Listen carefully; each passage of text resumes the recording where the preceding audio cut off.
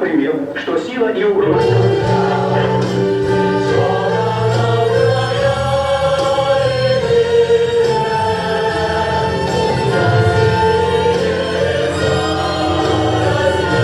Nem értek egy demokráciát és szabad választásokat követelőkkel szemben.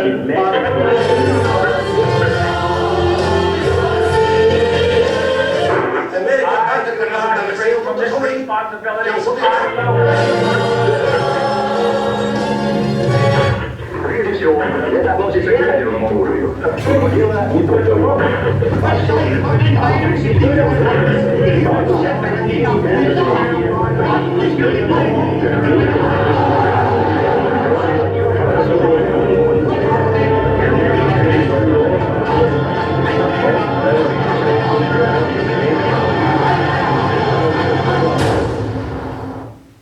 Tükröződtem. Ez volt Aszlán utolsó szava. Egy orosz meglátta a tükörképét az ablaküvegen, és az orosz lőtt először. Pedig alig van épp ablak Groznyban. Aszlán sajnálkozó arcot vágott, aztán ezt suttogta. Tükröződtem. Szitával lőtték, csak a fejét nem találták el. Megsimogattam. Sosem nézett rám úgy, mint akkor, utoljára. Mintha csak jelenés volnék, aki azért jött, hogy elvigye őt a paradicsomba. Egyszerűen ráfeküdtem. Csupa vér volt minden. Aztán testvére megpróbált felhúzni, de hisztérikus rohamot kaptak. Kénytelenek voltak vele együtt engem is kivinni a temetőbe. Ott aztán elengedtem. Habazott. Ez 2 éve történt. 4 nappal a ramadán vége előtt. 2 hónappal később lebombázták a házaikat. Minden leégett. Az egész környék. Semmit sem maradt, ami emlékeztetne Aszlánra. A fényképei is elégtek. Csak egy amulettem maradt Aszlán fényképével. De egy igazoltatáskor azt is elvették az oroszok az egyikénél. Konfiszkácia! Kérem, ez csak egy olcsó bizsú egy képpel. Konfiszkácia! A többiek ráhúztak és vigyorogtak. Remektem a dühtől, de hiába. Örülhetek, hogy nem nyúltak hozzám. Annyira szerettem volna tőle egy kislányt, de minden eredmény negatív. A halála után 2 hónapig még reménykedtem.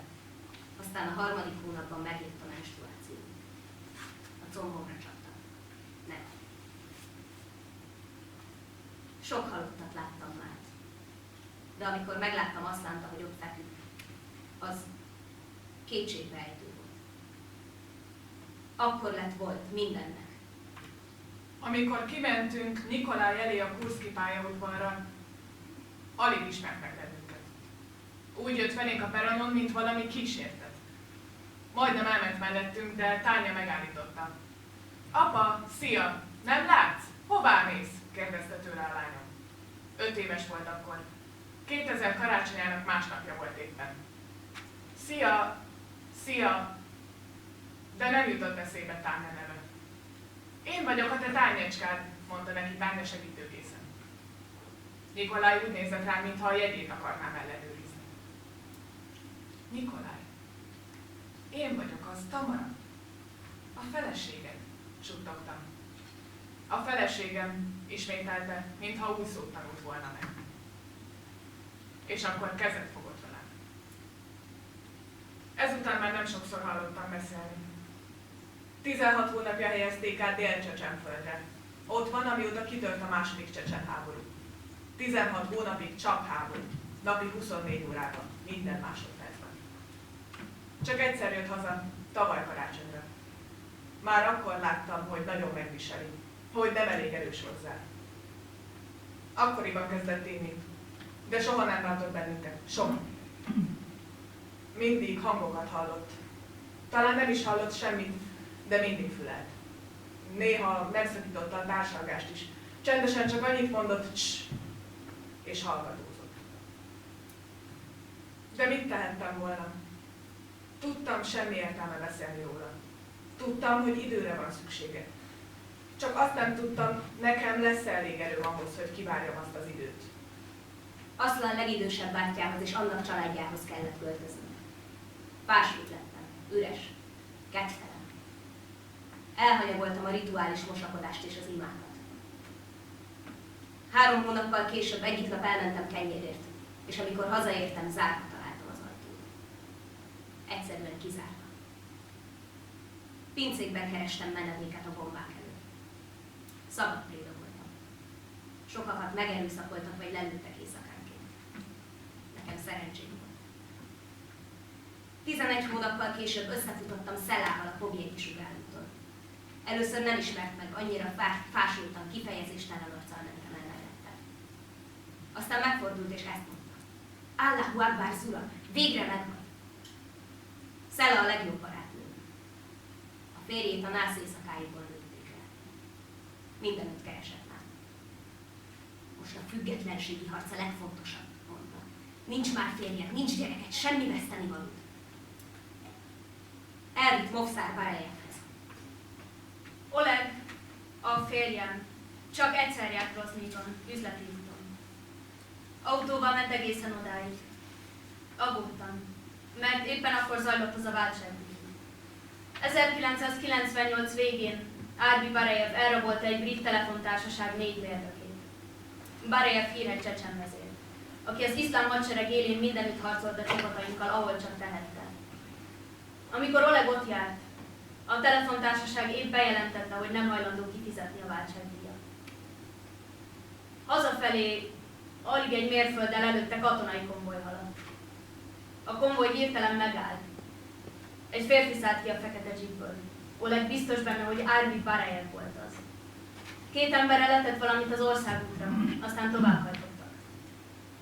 Amikor Oleg odaért, 4 kis dobozt látott. Óvatosan felnyitotta a dobozokat. A 4 mérnök levágott feje volt bennük. 24 órával később mindenki ismerte már Arbi Barejevet, a lefejezőt. A titkosszolgálat 2001. júniusában megtalálta és megölte. Ezután unokaöccse Movszár Barejev vett át az iszlám hadsereg vezetését. Oleg azt mondja, ezt az embert nem Csecsenföld függetlensége érdekli, csak a pénz, a fegyverek, az olaj és az emberkereskedelem. A hadseregünk többször bejelentette már Barejev halálhírét. Utoljára Oleg csak gúnyosan mosolygott. Most halt meg harmadszor. Vajon hány életet vett magának Allahtól? Szela és én elmentünk Beszkernyúba. Itt van Movszár főhadiszállása. Szela nemrég lett sat. Egy a kiválasztottak közül Movszár iszlám hadseregében. Movszár nagyon barátságos volt. Teáztunk, és Szela hosszasan mesélt neki róla. Elmondta, hogy együtt tanultunk laboránsra, és hogy az oroszok megölték a férjemet. Hogy én is özvegy vagyok. Movszár fiatal, hóriborgas, rövid, fekete hajú, csupasz arcú, fekete szemű. Van benne valami ablökény is. Végig a puskája csövét simogatta a üvegbírával. Úgy éreztem magam, mint a bíróság előtt. Vedd le a fájtladat, mondta.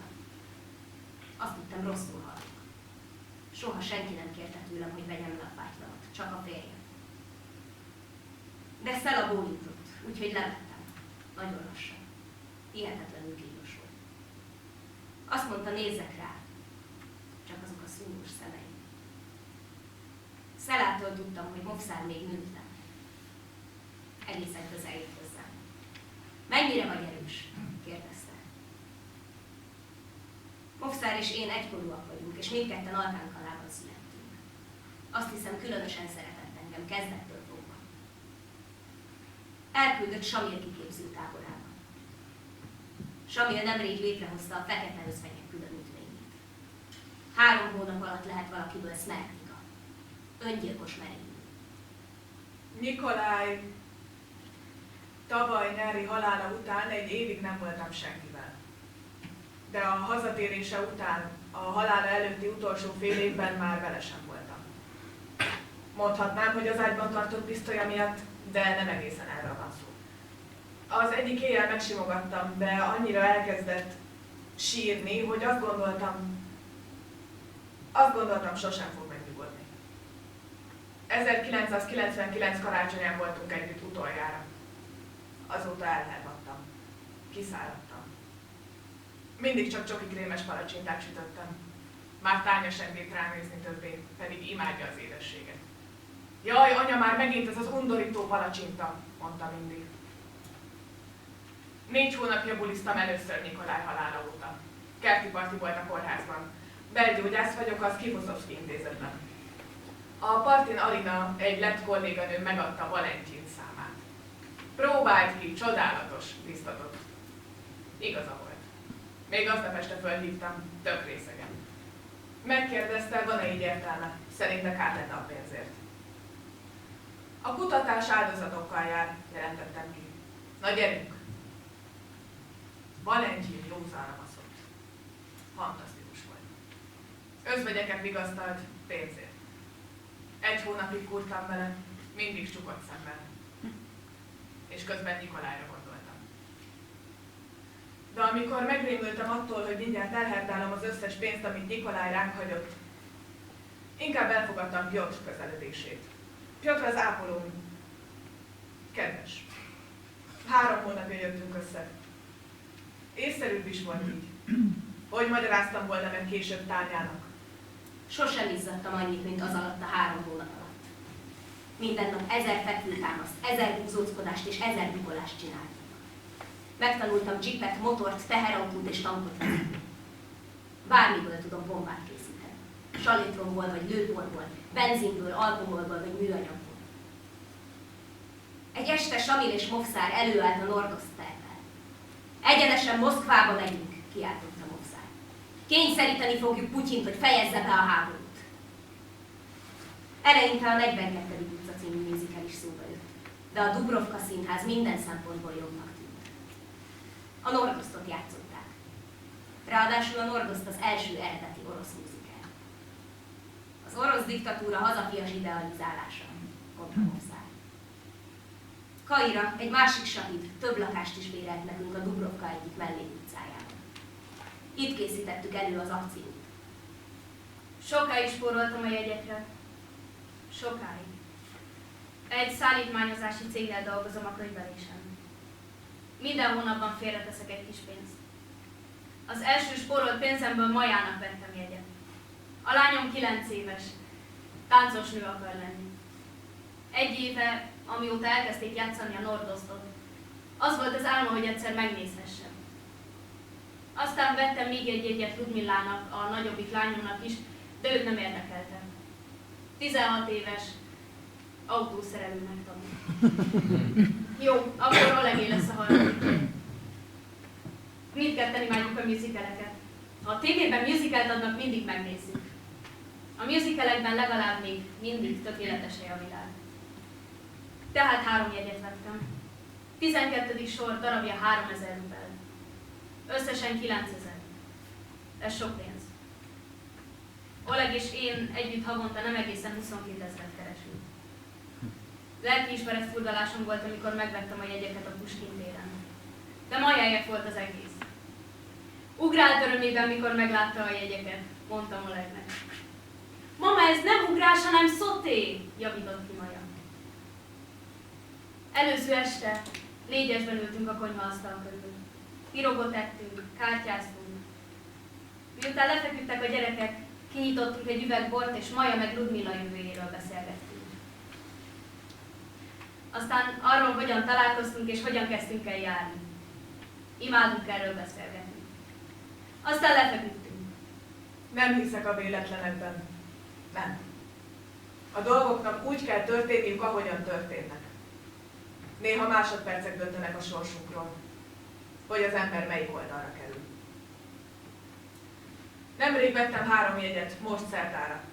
Tányával és az anyámmal akartam megnézni, de egy kollégám influenzás lett és otthon maradt. Én meg akarva akaratlanul ezt mondtam. Jó, rendben, bevállalom az éjszakai műszakot. Miért csinálom ezt? Kérdeztem magamtól. Mit szól majd Tánya? És a mama. Színházba akartunk lenni. Megint úgy néznek majd rám, mintha ezt kérdeznék. Már megint mi ütött belé? Így maradtam én kint, a másik oldalon. Piotr is tudott a jegyekről, és nem szólt semmit, csak némán tüzet adott. Hazatelefonáltam és mondtam anyámnak, hogy adja el a jegyeket. Előző este Tánya odajött az ágyamhoz, és ezt kérdezte. Anya, miért nem valaki más maradott éjszakára? Sosem értem, mit csinálsz. Igen, tudom, Tányecska. Néha kicsit hülye az anyád. 5-ször láttam a Nordostot. Először sírtam. Még sosem voltam színházban. Annyira szép volt, ahogy mindenki táncolt és énekelt. És a jelmezek meg a zene. A végén még egy repülő is landolt a színpadon. Csak sírtam és sírtam. Ennyire vagy erős? Kérdezte később Mopszár. Még sosem voltam színházban, szabad hozta. Megfogta a kezemet, megszorította és ezt mondta. Erősnek kell lenned. Az akciót megelőző éjjel pánikba estem. Szela azt mondta, szedjem össze magam. Én viszont azt feleltem, hogy az oroszok meg fogják rohamozni a színházat, és mindnyájan meghalnak. Csendben maradt. Aztán ezt suttogtam. De a paradicsomba jutunk. Újra láthatjuk a férjeinket. Arra kért, hogy mondjam utána. Egyetlen Isten létezik, Allah, és Mohamed az ő prófétája. Egyetlen Isten létezik, Allah, és Mohamed az ő prófétája. Ismételtem. Sokáig imádkoztunk. Az első éjjel volt holdtölten után. Aztán elaludtunk szorosan egymás mellett, kéz a kézben. Az arcunk is egymáshoz ért. Молчит прямо, ветер дует, и все изменится. Море, крутишь мыши, колыши крыши, зальет волну. Штиль молчит и ленится, штормы кричит и пенится. Белый своим барашком, сгоняя в северную длину. Szerda, október 23-a, a nagy nap. Maja a magyar csipkés fehér ruháját vette fel, a balerina cipőjével. Meg fogsz fagyni, mondom neki. Október van. Morog és felhúzza a lila gumicsizmáját, de eltökélt szándéka, hogy a balerina cipőt is magával vigye. Oleg vállat von. Én is hagyom, hogy elhozza. Este 7-kor kezdődik az előadás. Beszállunk a moszkvicsunkba és elindulunk. Nyisd ki a kesztyűtartót, mondja nekem Oleg. Egy kis doboz Spartak csokoládét találok benne. Erre az estére vette. 4:07 van. 3 teherautóval behagyjuk az egyik Sahid raktárába a Novoszpaszki híd közelében. Minden elő van készítve. Géppisztolyokat, kézi fegyvereket, lőszert, kézigránátokat és 150 kg robbanóanyagot pakolunk fel. Mindkét nagy bombát a teherautó padlójához erősítjük kötelekkel. Mindkét bomba 40 kilós. 20 vagyunk nők és 22 férfiak. Odakint esik. Szela azt mondja, Mopszár engem mindig hosszabban néz, mint a többi nőt. 6:24. A Dubrovka Színház egy régi golyós csapátgyárról kapta a nevét, amely szintén abban a kerületben található. Végigmegyünk a Békesugárúton, aztán délkelet felé haladunk a körúton. Az autók fényszórói és az utcai lámpák fényében csillognak az esőcseppek. 2 napja esik, holdtölte óta. Oleg rám néz. Az elmúlt éjszakára gondolunk. Mosolyog. 6:32. Piotr és én mindig együtt dolgozunk a mentőautóban. Amikor az aznapi első riasztáskor elmegyünk a Dubrovka Színház előtt, már látjuk a tömeget a bejáratnál. Erős fényekkel megvilágított égszintén transzparens. Rajta a Nordos cím és sirály. A lépcső tetején egy kislány áll. Ugyanolyan sárga esőkabátja van, mint Tányának. Sóhajtok. Piotr bekapcsolja a rádiót. 6:36. 18 emeletes házak mellett autózunk a körúton. Mennyi ablak? Gondolom magamban. És mennyi magányos ember? Nők férfiak nélkül, férfiak nők nélkül. Milyen szerencsés vagyok. Oleg jó ember. Nem iszik, nem ver minket, megvéd bennünket, ha kell. A térdére teszem a kezemet. 6:39. A kommandó szétválik. Szaid a Melnyikova utcai bejáraton át támad 12 sahiddal. Szela és én Mopszárral meg a többiekkel a főbejáraton át jutunk majd be. Mi nők csadort viselünk, csak a szemünket nem takarja el a fekete anyag. A hasunkhoz erősítjük a robbanóöveket. Mopszár megint elmondja, hogy nyomatékos parancs nélkül senki se robbantsa fel az övét. Aztán a kezembe nyom egy géppisztolyt. 6 óra 46.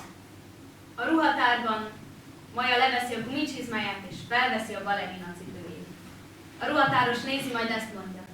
Látom, táncos nőnek készülsz. Maja sugárzó arccal mosolyog rá, és már is csinál néhány piruettet. Maja néha szertelen egy kicsit. Beadjuk a kabátunkat és a sapkánkat. Oleg a sötét szürke öltönyében van. Gyakrabban kéne hordania. Én a fodros kékestékben vagyok. Második csengetés. Bemegyünk. 6 óra 55. Mielőtt a Novospaszki hídhoz érnénk, elmegyünk egy régi raktárépület előtt. A kapu előtt 2 egyenruhás férfi áll. Talán katonák. Köztük fekete terrier szárkosárral. Nyugtalan leszek. Esik. Piotra combomra teszi a kezét. Éjszakai műszak után általában együtt alszunk. Tánya már iskolában van olyankor. Nikolájra is gondolok, amikor Piotrral vagyok. Eltolom a kezét. 6 óra 58.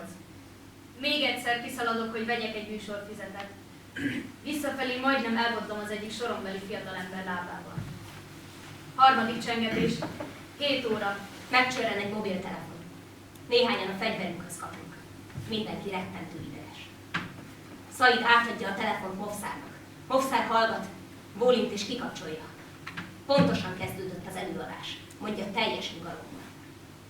Szaid a falra teszi a színház alaprajzának másolatát. Még egyszer átbeszéljük az egész akciót. Erős leszek. 1 perc elmúlt 7. A Nordos című musical alapja Benjamin Kaverin 2 kapitány című regénye. Egy árva fiúról és egy hajós kapitányról szól, aki jégtáblák közé szorult a jeges tengeren. A fiú, hogy elnyerje nagy szerelmének a kapitány unokahúgának kezét, a kapitány keresésére indul. És így hajós kapitány lesz ő is.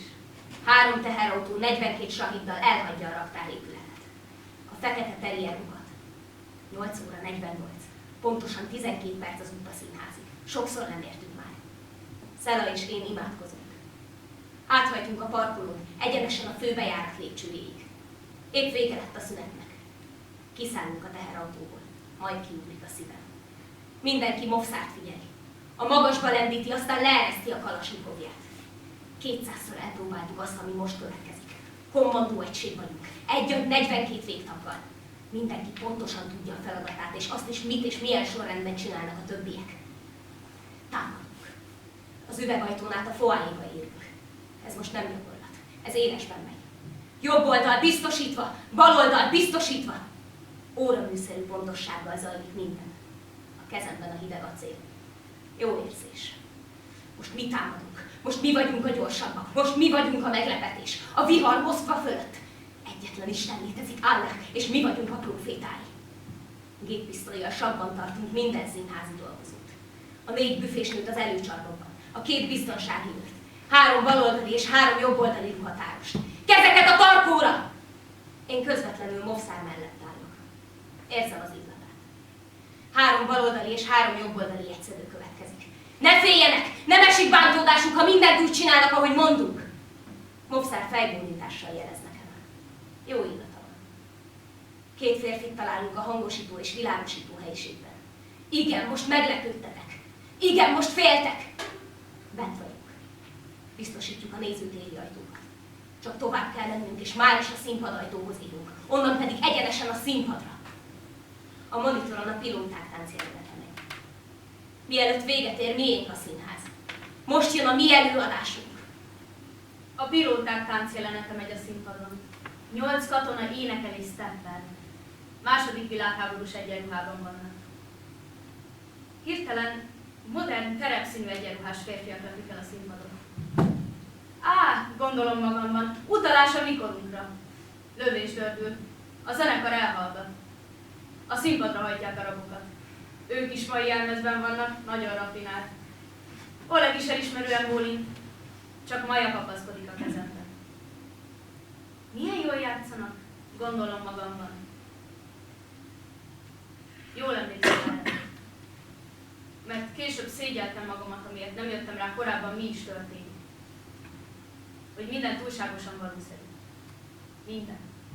Hihetetlenül valószerű. A színházi személyzet és a biztonságia.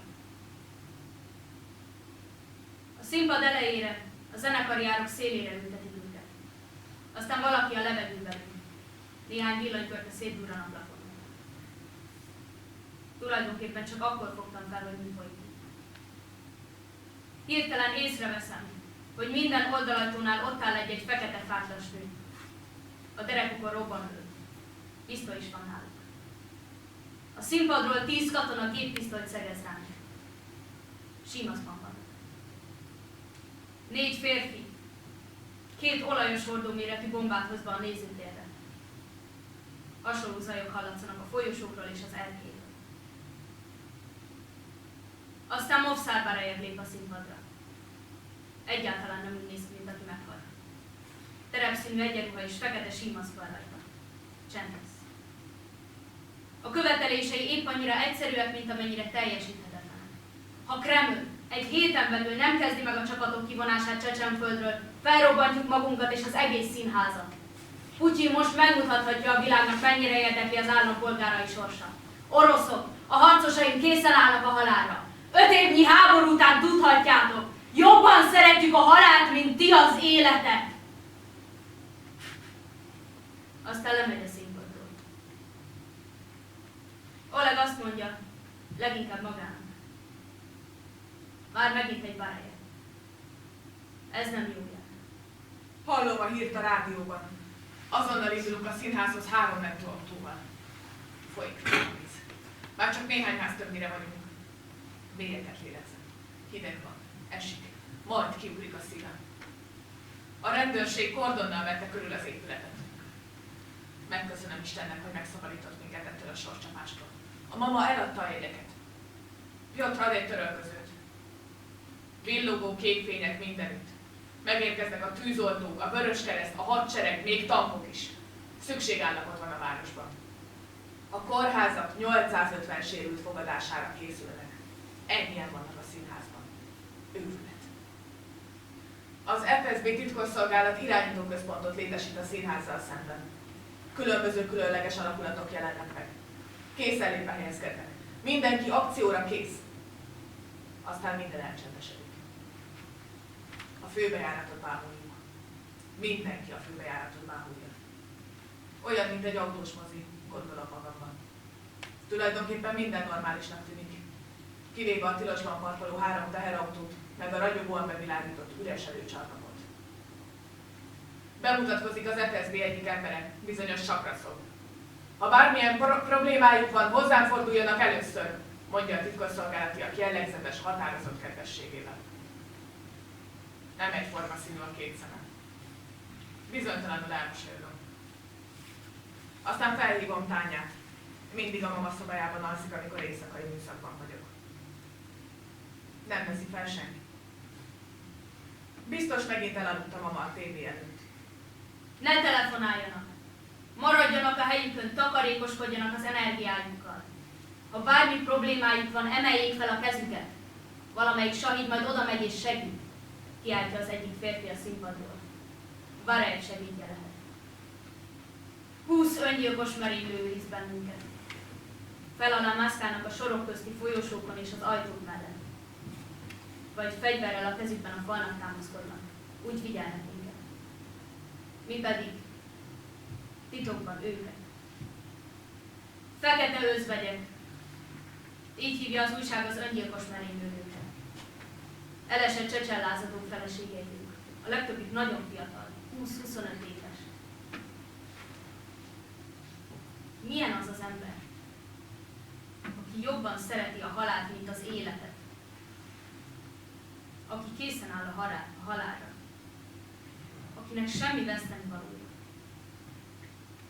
Azt mondják, csak össze kell kötniük 2 drótot, és mindnyájan a levegőbe repülünk. Hiszünk neki. A nők fekete leplekkel vonják be az ajtókat és a díszletet. Allahu Akbar, Allah hatalma nagy, olvashatjuk rajta. Egyetlen Isten létezik, Allah, és Mohamed az ő prófétája. 2 csecsen behozza az egyik nagy bombát a sorunk közepére. Bombák az ajtókon, a díszleten, a karzatot tartó oszlopokon. Aláaknázzák az egész termet. Oleg megfogja a kezemet. Maja a kettőnk köztül, ő is fogja a kezünket. Fél 12 van. Már rég otthon lehetünk. Az előadásnak általában fél 11-kor vége. Otthon ülnénk és néznénk a késő esti híradót. Vagy talán meginnánk egy üveg bort, ahogy tegnap este is. De már semmi sem olyan, mint tegnap este. Tulajdonképpen csak egy musicalt akartunk megnézni, amelyben a jó győzedelmeskedik és a rossz pórul jár. Amelyben minden jóra fordul. Csütörtök van, 2002. október 24-e, 5 perc elmúlt éjfél. Az Echo Moszkva Rádió élőben tudósít a Dubrovka színházi túldrámáról. Néhány perccel éjfél előtt megkezdődtek a tárgyalások. Movszár azt ordítja a telefonba, hogy csak politikusokkal hajlandó tárgyalni. A túlszejtő kompetens tárgyalópartnert szeretnének a rendőrség helyett. Szaid felmegy a színpadra, és megkérdezi, hogy van-e a túszok között muzulmán. Néhányan óvatosan felemelik a kezüket. Külföldiek? Körülbelül 70-en jelentkeznek. Ma este 6 pont körüli a hőmérséklet. A muzulmánok álljanak fel és jöjjenek előre. Felállhat egy grúz, és néhány gyerek is. Enyhe délnyugati szél fúj. Összesen 30 túszt engednek szabadon. A riportereink továbbra is élőben tudósítanak a kordon mögül. Ha bármilyen kérdésük vagy információjuk van, kérjük, hívjanak bennünket. Szaid felírja a külföldiek nevét. Echo Moszkva Rádió. Telefonszám 095 202 92 29. Oleg és én ugyanazon gondolkozunk. Hogyan fogjuk juttatni innen Maját? Az FSB egy közeli sportcsarnokba küldi a 30 túszt. Itt várják őket a rokonaik. Aztán egyenként kihallgatják mindegyiküket. Tegnapig csak a tévében láthattunk ilyesmit. Ma viszont valóság. Egyszer csak egy fiatal nő áll a főbejáratnál. Senki sem tudja, hogyan jutott át a kordonon. Mindig azt gondoltam, hogy ez olyan távoli dolog, és semmi köze hozzá. A politikusokra tartozik, akik a döntéseket hozzák. Az FSB és a rendőrség kiabál neki, hogy jöjjön vissza, de rájuk se heverít. Kiugrom a mentőautóból. Oda megyek a portonhoz. Mindig azt hittem, hogy itt Moszkvában biztonságban vagyunk. Úgy tűnik, a nő össze van zavarodva és bizonytalanul áll a lábán. Hiszen ez a főváros. Az ember biztonságban érzi magát a saját fővárosában. Putyin mindig azt mondta, hogy biztonságos fővárost akar. Kinyitja az egyik üvegajtót és belép az üres előcsarnokba. Aztán eltűnik a szemünk elől. Movszár és Szaid azon gondolkodnak, hogy elengedjék el a külföldieket. Nekik végül is semmi közük a mi háborúnkhoz. Hirtelen itt terem ez a nő a nézőtéren. Kicsit imbajog. Senki sem tudja, honnan került ide. Döbbenten nézzük. A 20-as évei közepén járnak. Felmászik a színpadra Movszárhoz. Mit csinálnak itt? Kiállt rá a nő. Nem látják, hogy ez egy bohóc? Movszárra mutat. Rezeg a mobilom. Mind bohócok? Miért nem mennek egyszerűen haza? Az egyik iskolai barátnőmre emlékeztet. A mama száma furcsa. Movszár zavarban van. Senki sem gondolt arra, hogy hirtelen látogatónk érkezhet. Mindnyájan azt gondoljuk, igen, igaza van. Menjünk szépen haza. De senki sem mer válaszolni. Döbbentsen. Felveszem. Először nem hallok semmit. Aztán megszólal valami távoli hang, de egyáltalán nem olyan, mint a mamáé. Lőd már le! Kiáltja Riszván az erkélyről. Engedjék el, be van rúgva! Kiáltom. És érzem, ahogy Oleg megszorítja a kezemet. Mama, lehalkítanád a tévét? 40 botütés jár alkoholfogyasztásért. Így szól a sária törvénye. Kiáltja Riszván. Hagyd! Mondja Oleg. Ne keveredj bele. Maja érdeklődve néz rám. Mama? Hagyják elmenni! Kiáltom. Oleg figyelmeztetése ellenére. Bátor az a kék ruhás nő, gondolom magamban. Miért végig? Halk szipogást hallok. Abban a pillanatban felfogom, tárgyalsz. És már azt is tudom, hol van. Dadas betapasztja a kezével a részegnő száját. A nő kapálózik. Movszár Szaiddal konzultál. Látom, hogy 3 sorral előttünk egy kislány titokban telefonál. 7 éves lehet. Nem azt mondták, hogy ne telefonáljunk? Tánya, bátornak kellene. Már nem leszel bent sokáig. Edith Nagyi ott van veled? Ott van? Jó. Én is nagyon közel vagyok hozzátok. Hallod? Itt vagyok, kint a mentőautóban, pont a főbejáratnál. Megpróbálok kihozni onnan. Mindent megpróbálok, Tányecska, mindent. Mondd meg a mamának, hogy mindent megpróbálok. Kihozlak onnan. Most abba hagyja a telefonálást. Riga felirat van a barna pólóján. Mofszer jelt Dadasnak. Jött felé fordulok. Lázasnak érzem magam. Zavartanul a kísérülésen és kérdőn néz rám. Túl lassú vagy, ezt gondolom. Nikolaj gyorsabb volt. Elfordulok tőle. Vegyék le a maszkjukat és mutassák meg, hogy kik maguk! Ordítja a nő. Mutassák meg, hogy kik maguk! Dadas levonszolja a színpadról, és a nézőtér középső folyosóján egy vészkijárat felé tuszkolja. Nyílik a színház egyik oldalajtaja. Kilökik a nőt. Onnan, ahol ülünk, jól látjuk kint a nőt. Meg az összes képfényt, kordont, katonát. Sakraszov magához hivatja. A nő néhány lépést tesz felé, aztán újra megfordul. Először azt hittem, Dadas egyszerűen csak kilöki. De aztán felemeli a kalasnyikovját. Látom a nézőteret a vörös székekkel, a túszokkal. És látom, ahogy az egyik maszkos férfi felemeli a géppisztolyát. Magam felé fordítom Maja fejét. Dadas! És céloz! Mellemre szorítom Maja arcát. Csukva a szemedet. Ne! És lő! 3 lövést hallok. Halálos csend lesz a téren a színház előtt. Ez nem autós mozi. Annyira remegünk, hogy rázkódnak alattunk a széken. Itt fekszik az első halálos áldozat.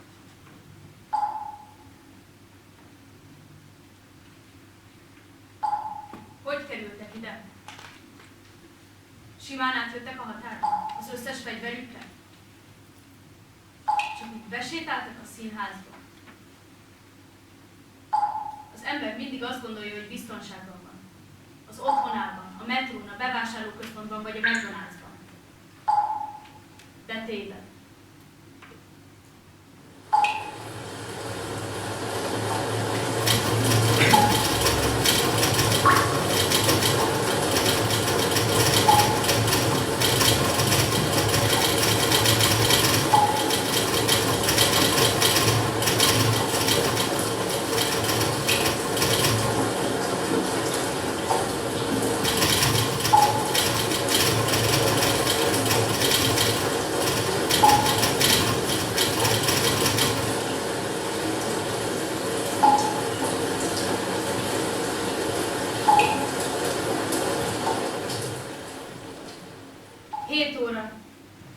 Romlik a hangulat.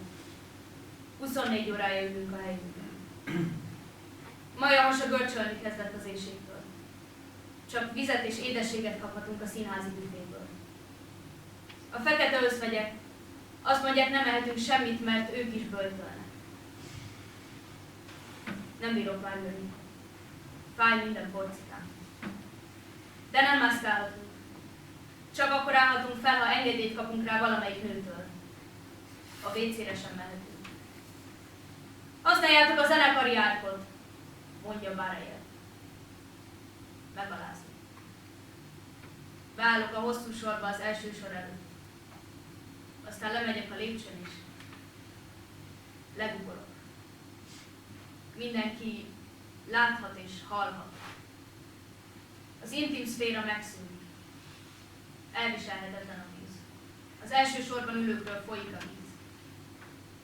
Szerencsé, hogy nem jobb helyre vettem egyet. Gondolom magamban. Oleg és én olyan keveset iszunk, amilyen keveset csak tudunk, hogy ne kelljen gyakran lemennünk oda. Maja még mindig a balerina cipőjében van. Mikor harmadszorra kell kimennie, már egyetlen száraz pontot sem talál. A zenekari árokból latni vár. Egy lány az első sorban kölcsön ad neki egy pár komolyabb cipőt. Még aznap este elválasztják tőlünk a külföldi túszokat. És elválasztják a gyerekeket is a szüleiktől. Majának, és rajta kívül még több mint 30 gyereknek fel kell mennie az erkélyre. Nem ő az egyetlen, aki reszket és sír. Oleg nyugtatni próbálja, és odaadja neki a mobilunkat. Mi lenne velem nélküle, gondolom magamban. Szerencsére látjuk Maját a helyünkről. A Riga feliratú pólós lány mellé kerül. Amikor csak tudok, integetek neki. Jó dolga van a lányának ott fent, higgyel! Nincs hozzászokva, hogy egyedül legyen. Nincs egyedül. Állnak vele van. Pontosan. Már is túl közel van a mennyországhoz szerintem. Miért védte azt a részegnőt? Nem tudta, hogy mit csinál. Részeg volt. Az haram. Az mit jelent? Rossz. Tilos. Haram. És ez elég ok arra, hogy lelőjék? Piotr és én néhány orvossal együtt a rögtönzött tábori konyhában ülünk. Hajtinakását adnak, egyetlen falat sem csúszik le a torkomon. Már a 4. doboz cigarettát szívom. Több mint 24 órája vagyunk szolgálatban. Jön Sakraszov. Barajev beleegyezett, hogy orvosi ellátásban részesüljenek a túszok. Leonid Rosszál, a Traumatológiai Intézet vezetője megy be, és az MTV forgatócsoportja. Rosszál asszisztens keres maga mellé. Itt a nagy lehetőség, bekerülhetnek a tévébe, vigyorog Sakraszov. 4 orvos ül az asztaloknál. Én vagyok az egyetlen. Tányára gondolok, meg a mamára. Magasba lendül a kezem, és hallom, amit ezt mondom. Jó, én vállalom.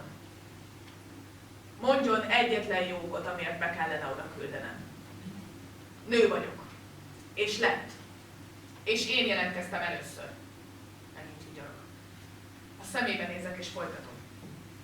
11 éve vagyunk függetlenek. A nagynéném segítkezett a lett alkotmány megfogalmazásában. Az volt a csecsen alkotmány modellje is, amit most nem akarnak elismerni. Csak óvatosan az ilyen megjegyzésekkel, forogja Sakraszov, és egy etezés jelvét tűzök a fenyemre. Bent vagyok. 2002. október 25-e péntek van. Hajnali 1 óra 37. Leonid Rosszál tapasztalt vérróka. Van egy nagyon helyes jobb arcán. Szimpatikus ember. Amikor meghalljuk, hogy Rosszál bejöhet, fellélegzünk. Nem csak a Traumatológiai Intézet vezetője ő, de gyerekorvos. És a Vöröskereszt meghatalmazott képviselője. Gyakran szerepel a tévében. Movszár Dadast is engem kér meg arra, hogy hozzuk be az orvosokat és a forgatócsoportot az előcsarnokból. Reszket kérdem. Tánya küldött egy SMS-t, fent ül az erkélyen. Visszaírom neki, hogy tegyen úgy, mintha nem ismerne. Oleg nagyon kimerültnek tűnik, mióta Maja felkerült az erkélyre. Lassan elveszíti a harci kedvét. Azt mondta, többet fog sportolni, ha kiütívnánk. Dadas és én az előcsarnokban állunk. Odakint hemzsegnek az orosz katonák. Hány célkeresztben lehet most ott a homokon? És a mellkason? És a szemem? A forgatócsoporton utánunk már forgatnak is. Végtelennek tűnik az út az előcsarnok üvegajtajáig. Csak meg kell húzniuk a ravaszt. 2 csecsen fegyveres jön elénk. A nőn csador, a férfi símaszk. Dadas jelez nekem. Mindenkit szemmel tartok. A nő derekán robbanul. A csecsen férfi megmotoz bennünket, nincsen nálunk fegyver. Először Rosszált, aztán a 2 újságírót. Amikor Dadas befejezi, megbotozom a doktornőt. Egy pillanatra egymás szemébe nézünk. Gyanakvó a tekintete. És egy kicsit szomorú. Félelmet látok a szemében. Tiszta! A folyósókon és a lépcsőházon át a nézőtérre vezetnek bennünket. Amikor a nézőtérre lépnek, hirtelen csend lesz. Forróság, füllettség, levegőtlenség van odabent. Sok túsz alszik, a többiek minket figyelnek. Fekáli a víz. Feszült csend. Mint egy bunkerben vagy egy óvóhelyen. Körülbelül 700 embert kellene megvizsgálnunk. A remény és a kétségbeesés egyszerre kerít hatalmába bennünket. Az újságíró és az operatőr azt kérdezi, hol van Movszár. Interjút akarnak készíteni. Látom, hogy a mama a 9. sorban alszik. A mellette lévő hely üres. Az orvos azt kérdezi, hol vannak a gyerekek. Dadas felmutat rájuk a fegyverével. Vigyen fel magával. Sugom Rosszálnak, de nem érti. Azt akarja, én inkább a földszintiekkel kezdjem. Odaittek Majának.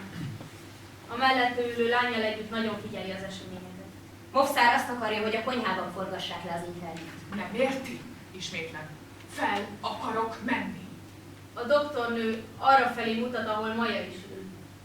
Úgy tűnik, kommunikációs probléma akadt ő és Rosszál közt. Figyelj, itt van az anyám, fent az erkélyen pedig a lányom. Szeretnék röviden beszélni mindkettőjükkel. Tudom, hogy ez szabályellenes, tudom, hogy az érzelmeim vezetnek, de ficsülök rá. Nekem ők a legfontosabbak a világon. És ha nem megyünk fel most, akkor olyan botrány csinálok, hogy utána garantáltan senki sem megy sehová. Valami gond van? Rosszal arca megkeményedik, de eléggé tapasztalt ahhoz, hogy gyorsan reagáljon. Azt mondja a csecsemnőnek, hogy először a gyerekeket akarjuk megvizsgálni. Szela és Dadas a forgatócsoporttal foglalkozik. Én pedig felviszem az orvosokat az emeletre. Amikor felérünk, szigorú arcot vágok. Tánya semmilyen körülmények között sem árulhat el. Azonnal észrevesszük egymást. Egy nála kicsit idősebb fehérruhás lány mellettünk. Alig láthatóan elmosolyodik. Aztán rezzenéstelen marad az arc. Rosszál és az asszisztense megvizsgál 30 gyereket. Néhányan közülük nagyon meg vannak szeptemben. Rosszán megnevetteti őket. 2 epilepsziás. Ők nyugtatót kapnak. Miért nem mehetnek el? Igaz, hogy ők nem tehetnek a háborúról. Ártatlanok. De a mi gyerekeink is azok voltak. A csecsemnő végig a nyomukban van. Minden mozdulatunkat figyeli. Mielőtt megvizsgálnám Tányát, megkérdezem, hogy hívják. A kislány egy pillanatig habozik. Rám néz, aztán megmondja az orvosnak a nevét. Elmosolyodom, amikor meglátom a Riga feliratú pólóját. Mindketten Rigában születtünk. Megvizsgálja a pulzusát, megméri a vérnyomását és belenéz a szájába. Van egy kis hőemelkedése, de ez normális. A gyerekek így dolgozzák fel a stresszt. Búcsúzó úr, rákacsintok és megszorítom a kezét. Amikor később Rosszál megkérdezi, melyik volt a lányom, tudom, hogy nem áruljuk el magunkat. Megvizsgálta a lányomat? Hogy van? Hogy néz ki? Fehér ruhában van és balerina cipőben. Jól van. A barna pólós kislány mellett ül. Mindkettőket megvizsgáltam, jól vannak. Mikor barátkoztak össze? Együtt álltak sorban a zenekari járóknál. A másik kislány kivel van itt? A nagymamájával. Az a barna kardigános hölgy ott elő. Talán őt is megvizsgálhatná. Persze, mindenképpen. Maga csak a lányával jött? Nem, a férjem is itt van. Épp sorban áll vízért. Melyik az? Az a szürke öltönyös. 1, 2, 3, az 5. Hátulról az 5. Az a nagy darab? Igen. Imád enni. És maga házas? Özvegy vagyok. Sajnálom. Hát, azt hiszem, nekem való társaságba kerültem. Özvegyekből van itt még egy pár. Van bármi fájdalma? Nincs szükségem semmire. Böjtöl? Mindjárt csak vizet iszunk. És? Ilyennek képzel? A víz mindenhol ugyanolyan. Tegnap, mielőtt elkezdődött volna az előadás, felfigyeltem a sorunkban egy fiatalemberre, aki úgy foglalta el a helyét, mintha sorba senki sem érkezhetne már. Volt valami szeszélyes és ideges a lényében. Gyakran hátrafordul. Mindig hirtelen mozdulattal és mindig egy irányba, mintha szólt volna neki valaki. Aztán egy órán keresztül a kezét bámulta. Ha aludt, nagyon nyugtalanul aludt. És kétszer is felriadt egy halk kiáltással. Persze, mindenki fáradt és kimerült. De ő szemmel láthatóan öregszik. 2 széknyire ül Olegtől, és az idegessége lassan Olegre is átragad. Pedig őt általában semmi sem izgatja fel. Amikor éjfél előtt Barejev felmegy a színpadra, és arról beszél, hogy az oroszok nem hajlandóak tárgyalni, akkor persze ez sem meglepő. Megkezdődik a végkifejlet. A piros pulóveres, fekete göndörhőjű fiatalember hirtelen felütik. Már figyeltem egy ideje. Labilisnak tűnik. Átverekszi magát a kékestélyis nő előtt. Majdnem megbotlik benne és a férjében. Rá akar ugrani a nagybombára vigyázó Kainára. Nem bírom tovább! Nem bírom! Robbantsatok már fel végre mindent! Kiabálja. Ki akarja oldani a bombát, de Dadas már emeli is a fegyverét és lő. A fiatalember félig mellém, félig rám zuhan. Halálos csend van. Érzem a vérét az arcomon. Nyöszörög. A nagybomba mellett álló csecsemő tarkón üti a pisztolyával. A teste ellennek. Oleg a rémülettől döbbenten néz rám. Ne aggódj, ez az ő vére, mondom, és megtörlöm a kezemmel az arcomat. De Oleg hisztérikusan rázza a fejét. Azon gondolkodom, sokkot kapott el. meg azon, hogy Maja vajon lát engem az erkélyből. Nincs valakinél egy kendő vagy egy sál! Kiáltja Oleg. Tényleg sokat kapok. Csak akkor érzem, amikor hozzám ér. Na hát, tényleg. Ez nem csak a fiú vére. A jobb mellem felett lassan növekszik egy kis férfolt. A gyönyörű ruhám, gondolom magamban. Oleg meg egyre csak ismétli. Olga! Olga! Olga! Félretolom Kairát és megnézem a sebet. Azt mondom a nőnek, hogy a tüdejét nem találta el a golyó, de nem vagyok benne biztos, hogy ez így is van. Movszár is odajön, hogy megnézze a két sérültet. Tudniuk kell, hogy ez nem miattunk történt, mondja. Oda hívja Dadast, hozzon fertőtlenítőt és kötszert a konyhából. Szaidnak 2 mentőt kell hívnia kintről. A sebesült nő arra kéri Movszárt, engedje el a lányát és a férjét is vele együtt. Én is szólok a nő érdekében. De Movszár hajthatatlan. Akkor én is itt maradok, mondja a nő és a székébe kapaszkodik. A nő sokkos állapotban van, az arca csupa kör. Ha jó sebész operálja, túlélheti. Elmagyarázom neki, hogy el fog vérezni, ha itt marad. A férje és az egyik csecsemő szintén győzködik. Végül beleegyezik. Inkább a kimerültségtől, mint meggyőződésből. A piros pulóveres férfit is elviszik. Nem jók az esélyei. Mielőtt becsuknám a mentőautó ajtaját, még nyugtatni próbálom a nőt, akinek bent maradt a lánya. Az enyém mellett. El sem búcsúztam Majától. Higgy el, jól van. Ott fent az erkélyen nagyobb biztonságban van. Soha többé nem látom, soha többé. Kérem, nyugodjon meg. És Oleget sem látom soha többé. Kérem, nem szabad mozognia. Én nem akarok közvegy lenni, mint azok a nők ott benn. Senki sem akar az lenni. Most saját magára kell gondolnia. Vigyázzon rá. Ugye bemegy még? Az a tárgyalásoktól függ. Mondja meg neki. Kérem, mondja meg neki, hogy Figyeljen, maga is megmondhatja majd nekik.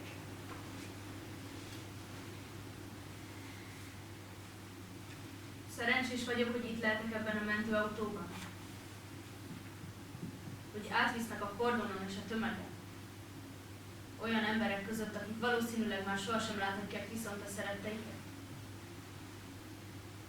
Nem tudom, hogy túl akarom élni. Mert nem tudom, hogy ők túlélik-e. Azon gondolkozom, Ludmilla vajon itt állhat-e valahol a tömegben? 0 óra 52 perc van. 2002. október 26-án, amikor utoljára az órámra nézek. Aztán elveszítem az eszméletemet.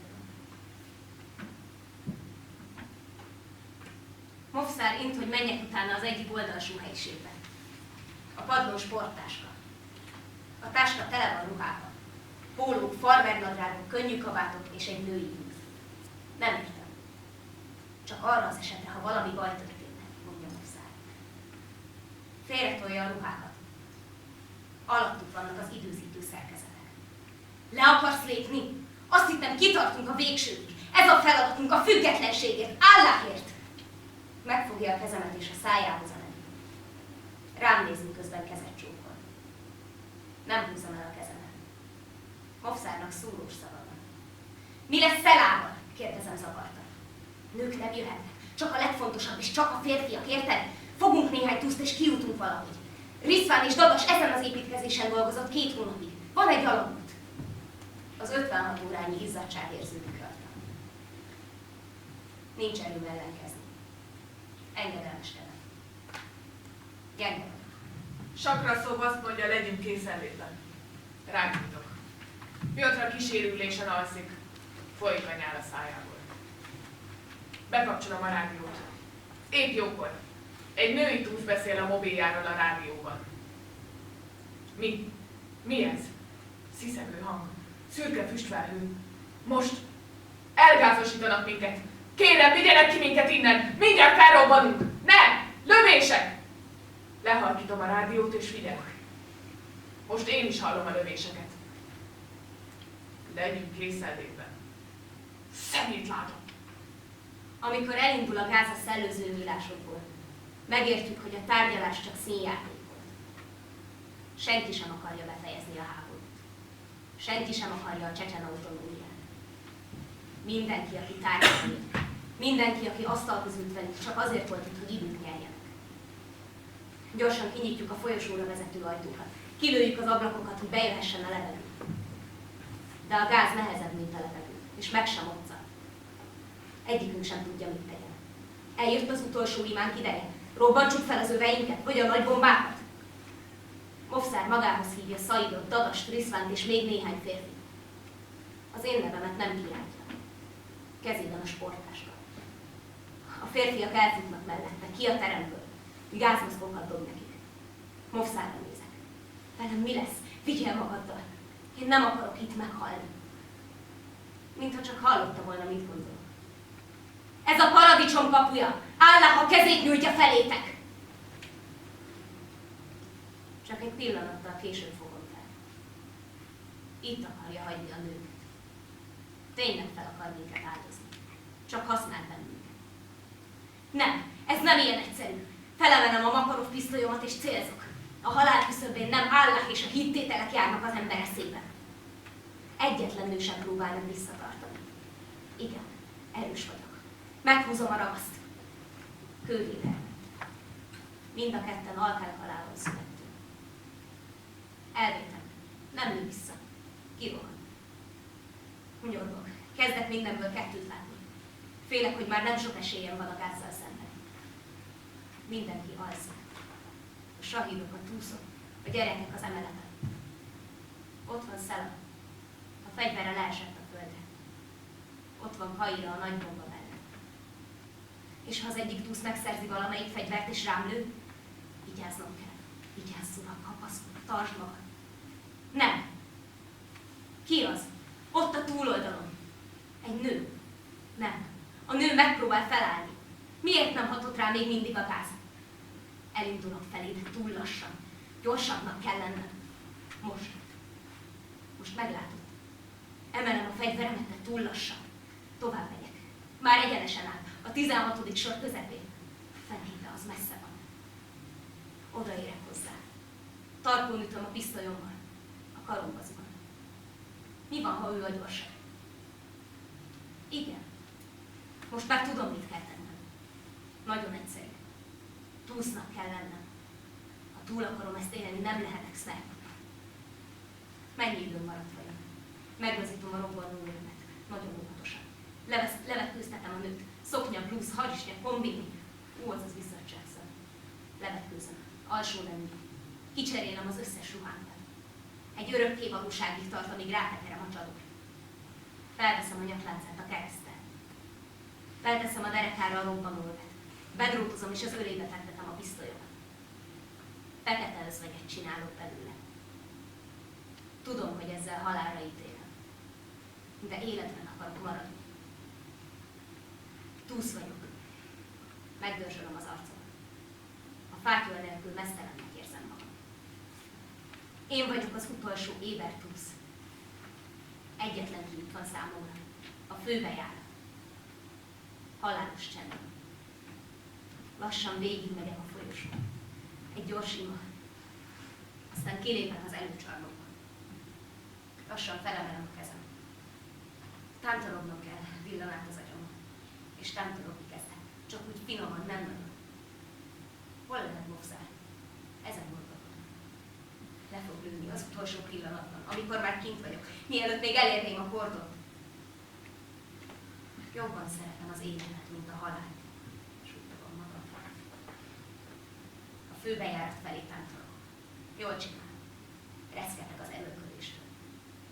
Kinyitom az üvegajtót. Nagyon lassan. Csak semmi hirtelen mozdulat.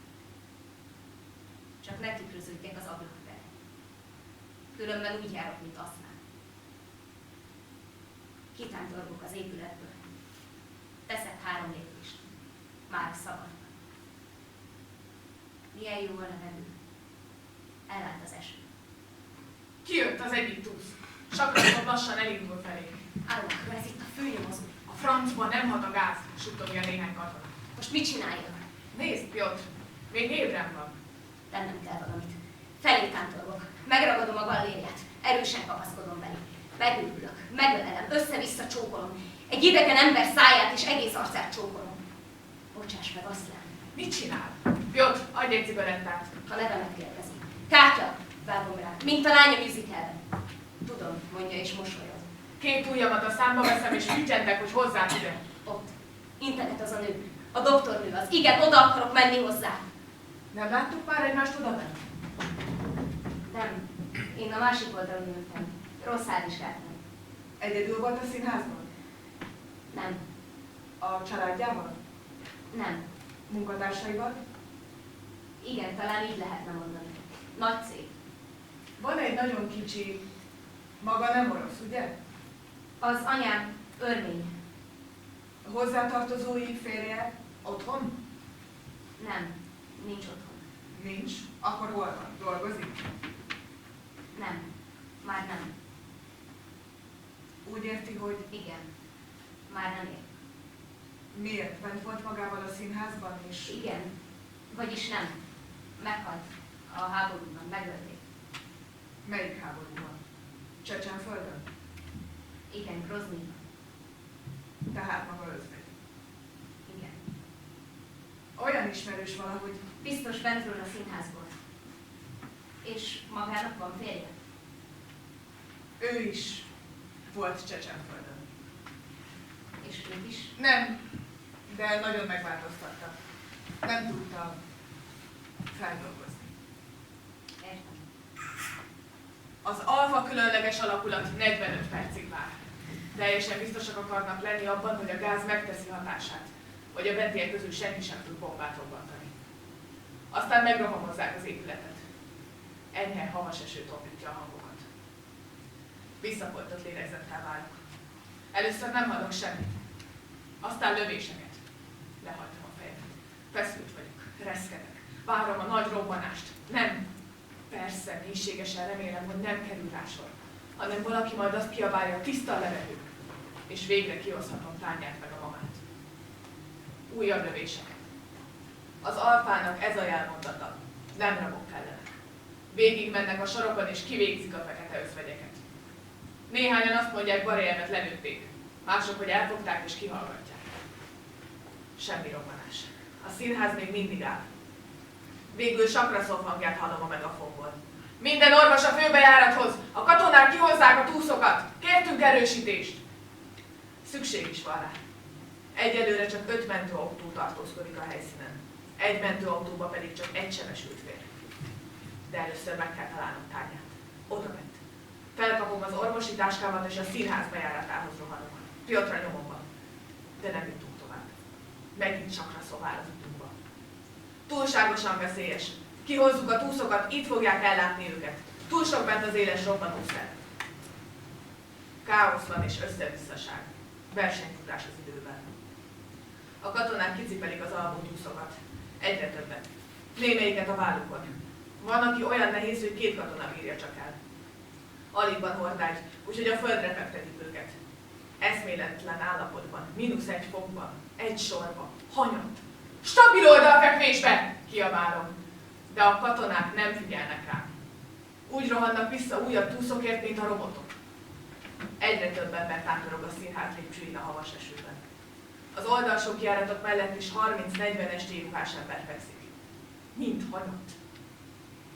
Meg fognak fulladni a nyelvüktől. Vagy már meg is fulladtak. Többnek nincs pulzusa. Néhány alfás tiszt injekciós tüket tölt meg kapkodva. Látszik, hogy még sosem csináltak ilyet. Mi van ezekben? Kérdezem az egyiktől, és az ampulákra mutatok. Fogalmunk sincs, de be kell adnunk a túszoknak. Ez a parancs fentről. Milyen hatóanyag van az injekciókban? Kérdezem üvöltve Sakraszovtól, amikor végre megtalálom. Naloxon, kiáltja Fokhegyről. A naloxon kábítószer ellenszer. Rázom a fejem. Ezt nem hiszem el. Miért nem hívtak több orvost? Túlságosan veszélyes lett volna. Barejevnek a rendőrségnél is vannak informátorai. Azonnal rájöttek volna, mire készülünk. Egymás után töltjük meg a tűket és beadjuk az injekciókat. Vannak, akik 2 kapnak, vannak, akik 1 sem, mert nekik már mindegy. Néhány túsz visszanyeri az eszméletét. Körülnézek. Tányát keresem, de eddig még egy gyereket sem láttam.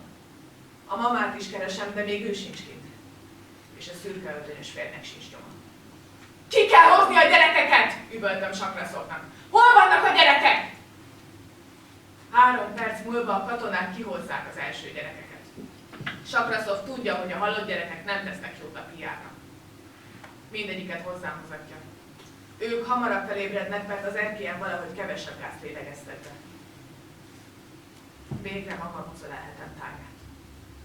Ő csak ennyit mond. Jaj, anya, annyira, de annyira fáradt vagyok.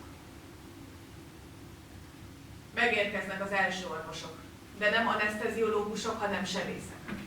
Nyilván tűzharcra számítottak, de az áldozatoknak nincsenek sérüléseik. Egyszerűen csak eszméletlenek vagy meghaltak. Közben több tucat ember megfulladt a saját hányásától, vagy attól, hogy lenyelte a nyelvét. Sok túsz a színházi székén hal meg, mások a színház lépcsőin, és vannak, akik azoknak a városi buszoknak a padlóján, amelyek a kórházba szállítják őket. Eszméletlen és halott embereket fektetnek tévedésből ugyanabba a mentőautóba. Aztán 300 méterrel arrébb megállnak és újra szortírozzák a testeket. Teljes a káosz. A mamát csak néhány nap múlva találom meg, a 13. számú városi kórházban. Már betették egy fekete nejlonzsákba. De egy orvos észrevette, hogy van pulzusa. És bevitték a kórházba. Иди подуй, чего надулся, садись покушай. Папы, вы что, сороки, гляди немого, перепугали. Вырос отцу помощник, ты ешь картошку, а их не слушай.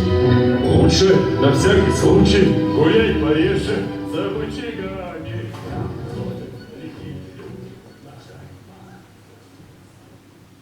Nikolaj tulajdonképpen már akkor megváltozott, amikor hazajött karácsonyra. Egy nappal korábban majdnem lelőtték Groznyban. Valami ablaküvegről beszélt. Lehet, hogy ezért vette ő először észre a másikat, mert meglátta a tükörképét. Egy pillanatra a szemébe nézett, miután meghúzta a ravaszt. Barna szeme volt, mondta Nikolaj. Ezt mondta utoljára, aztán többé semmi. Barna szeme volt. Nikolaj mindig megrémült, amikor meglátta a saját tükörképét. Ilyenkor oldalra lépett. Otthon minden függönyt be kellett húzni, amint besötétedett. Esti sétákra a városban szó sem lehetett. Minden csupa üveg, az autók, a házak, a kirakatok, minden tükröződik. Valószínűleg én vagyok az egyetlen, aki túlélte. Az orosz törvények szerint bűnös vagyok 129 túsz halálában. A csecsen törvények szerint 41 bajtársam mellől dezertáltak. Az iszlám törvények szerint eljátszottam a paradicsomba kerülés jogát. Senkivel sem osztatom meg a múltam. Nincs férfi, aki hinne nekem. Nincs nő, aki megőrizné a titkomat. A családom mártírként tisztel. Többet imádkozom, mint azelőtt. Még nem álltam bosszút Aszlánnak. Nem tudom, hogy a vérbosszú jó elve, de ezen majd inkább azután gondolkozom csak, hogy bosszút álltam Aszlánért. Meg kell tennem. A nyáron történt, úgy éjjel 11 körül. Először voltam szolgálatban Piotrral. Nem hiszek a véletlenekben, neki is ott kellett lennie. Épp visszaértünk a Skifoszovszki intézetből egy hamis tűzriadó után, amikor halljuk a rádióban, hogy valakit meglőttek a Moszkva folyó rakpartján. A folyóhoz hajtunk, megállunk. Olyan közel a rakparthoz, amennyire csak tudunk. Először nem találjuk. Aztán látom, hogy valaki ül egy fa mögött. Csak az egyik karja látszik. Ugyanolyan barna korpársony kabátja van, mint Nikolájnak, villan át az agyamon. Aztán megkerülöm a fát. Nikolaj az. Csupa vér. Még életben volt. Nem tudom, felismerte. Felverődte magát. Teljesen összezavarodtam. Piotr tette be a mentőbe egy járókelő segítségével. Nem bírta ki. Egész úton a kórház felé az ölemben tartottam és simogattam a fejét. miatta jöttem el Rigából. De amikor az intézetbe értünk, egyszerűen abba hagyta a lélegzést. Minden nap ezen gondolkozom. Miért nem hozták ki Oleget? Mert túl nehéz volt? Vagy miért nem látták el a helyszínen? Van egy utolsó felvétel. Oleg is látszik rajta. Ott ül a nézőtéren a 12. sorban. Ő az egyik utolsó. A feje hátra hajnak. Valószínűleg már nem él. Nehéz ezt elfogadnia egy családnak. Minden nap azon gondolkozunk, hogy nemrég még egy család voltunk, és ez már sosem lesz így. Mi nők maradunk mindig hátra. Mi maradunk magunkra. Még ha normális mederben zajlik is az életünk, akkor is a férjünk után hagyjuk el.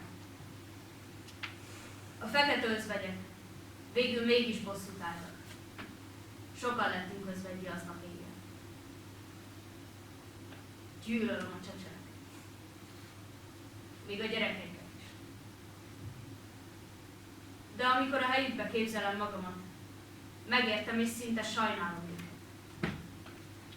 Ha nem csak Oleget veszítettem volna el, hanem Maját és Ludmillát is, vagyis az egész családomat, akkor valószínűleg én is ezt tenném. Akkor valószínűleg én is bombát kötöttem volna a hasamra, és felrobbantottam volna magam.